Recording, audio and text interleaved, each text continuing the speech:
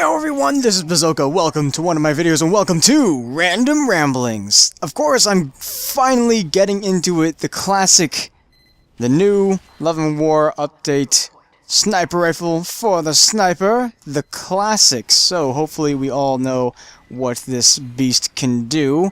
Clearly, it is a primary and you can charge and zoom independently from the normal. So you can charge up a shot, you can zoom in, you can zoom out and still be charging the shot. So there's that. No headshots when you're not fully charged, and negative 10% damage on body shots, so it has a similar thing with the Hitman's Heatmaker.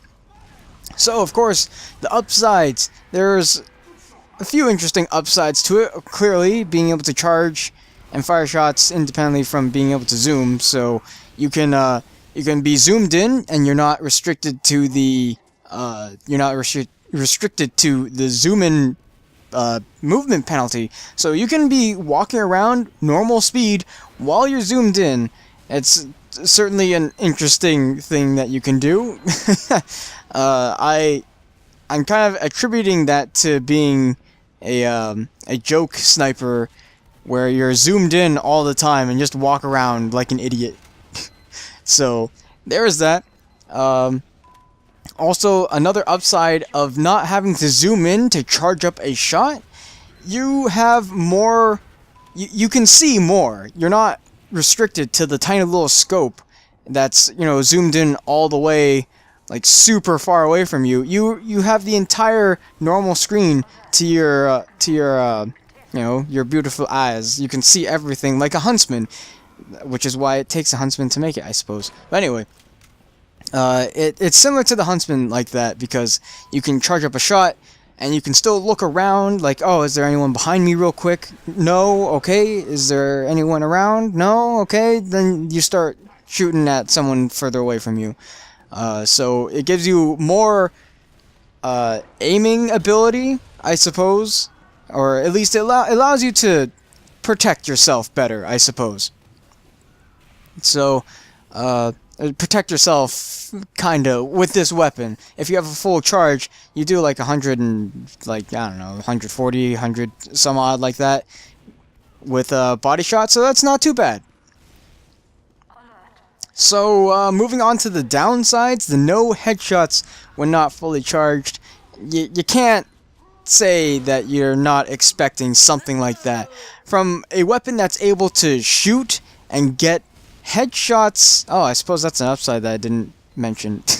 It can get headshots while it's not scoped in, because you can, you can do full charges, and then shoot people while you're not scoped in. So that's an upside that I didn't really mention. But no headshots when not fully charged.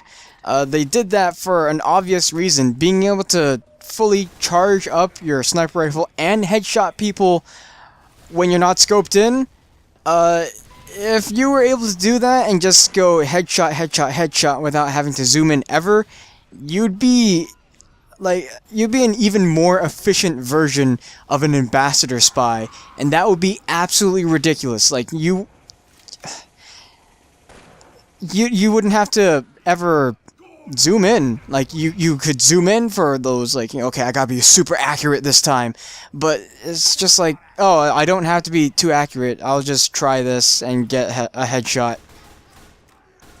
There's another thing that I didn't mention. You can jump while you're scoped. You can also jump while you're charging. And if you're scoped in, you don't scope out. Like, you don't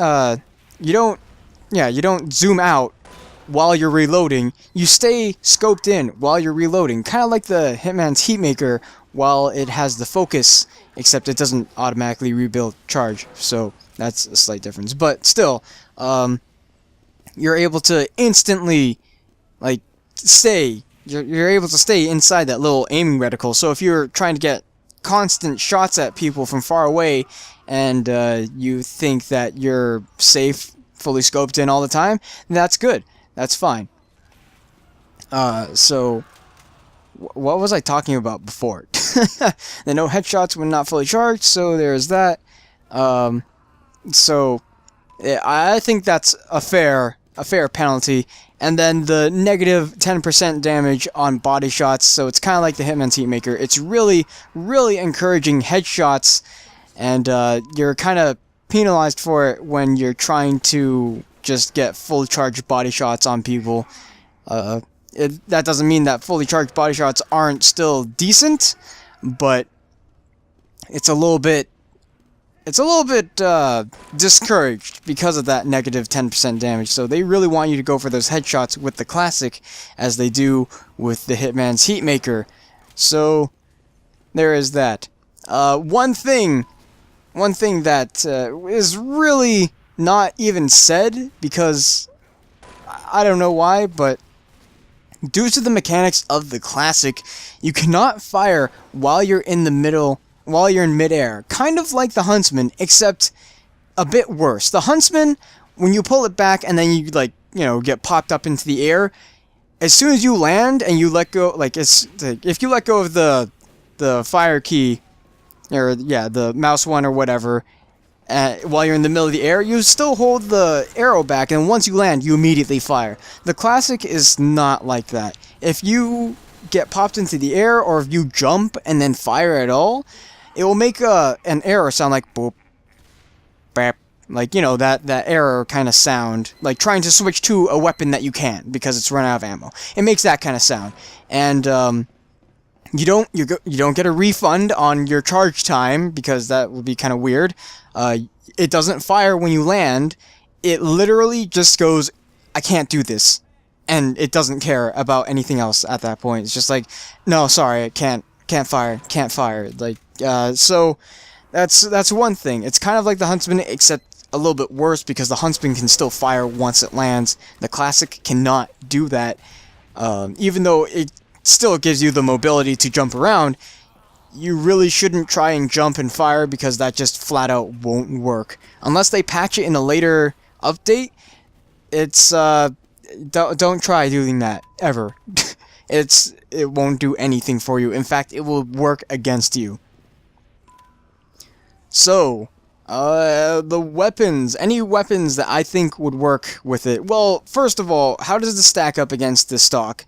I feel like, okay, against like a normal sniper rifle, it's kind of both of them have definitely good parts to it.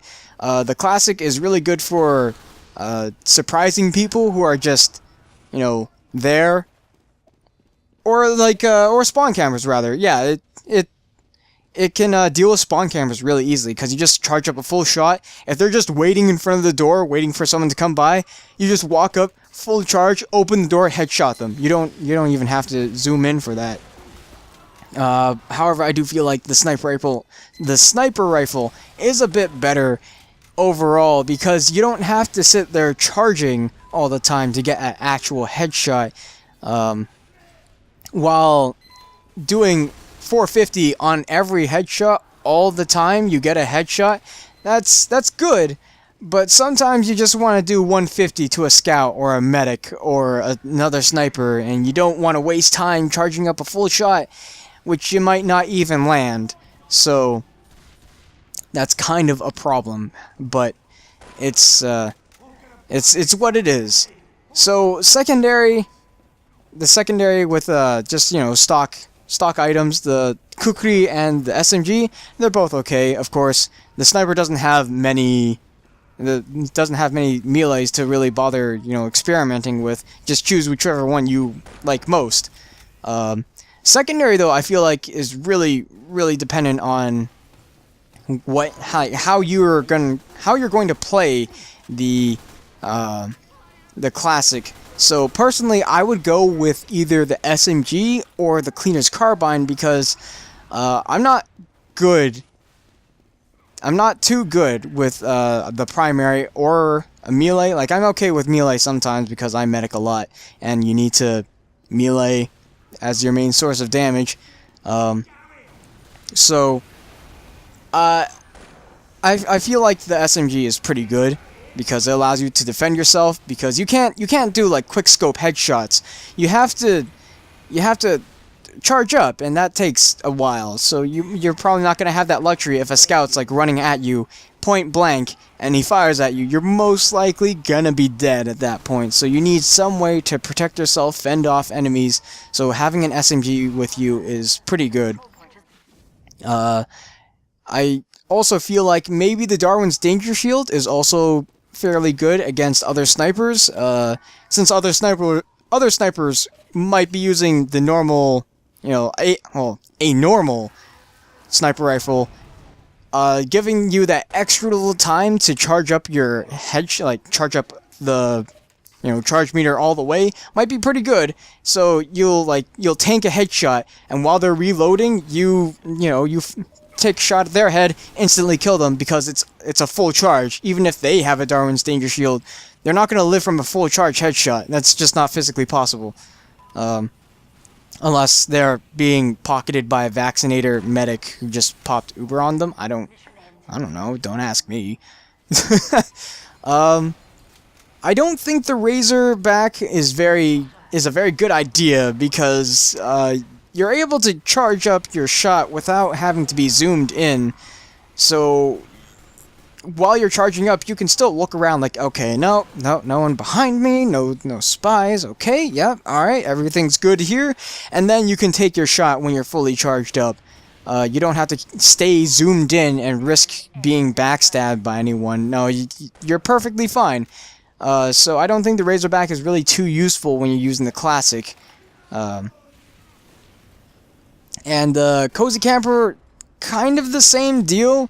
I mean, it helps against fires, but, I mean, overall, you're most likely not going to be zoomed in for very long, or if at all. So, if you're, like, taking little sprays of bullet damage and whatever, you're not going to be zoomed in until you get that full charge. And even if you do get that full charge, and then you finally decide to, oh, I'm going to zoom in now, it's not going to be that big of a deal, so it's just like, whatever, I'll just do this. I'll just zoom in real quick, take the shot. If I missed, whatever, okay, I'm out of there. So I feel like the Cozy Camper isn't really as good as the Darwin's Danger Shield or an SMG. So that is what I think. And in terms of melee, even though I said that you should use whatever you feel like using, I think perhaps using the Shahansha is a good idea. I've been using the Shahansha a lot as a sniper, because once you're put into that really desperate situation where, like, okay, I need damage now, and I can't use my sniper rifle, and most likely I'm not going to be able to kill them off with a couple of SMG bullets. So when you need that extra damage in a pinch, you use the Shahansha, so I think that's really good. Maybe the Tribal Shiv to ward off people who are harassing you, like, get out of here, you're bleeding, okay? If I hit you again, you're gonna bleed for more, so I suggest you move along now. So yeah, that really seems to be that's really all I can think of about the Classic at the moment. If I remember anything, I might add an annotation, or future me will add in some text on the screen. Isn't that right? Yeah, okay. So, thank you guys so much for watching. I will see you guys later. If I missed anything, then please tell me if I like left anything out that you think is mildly important to the Classic. Next time, of course, is gonna be the last and final weapons update from the Love and War. That's gonna be the final weapon from the Love and War update. Wow, I'm messing up my words. So, have a great day and a good night. Bye.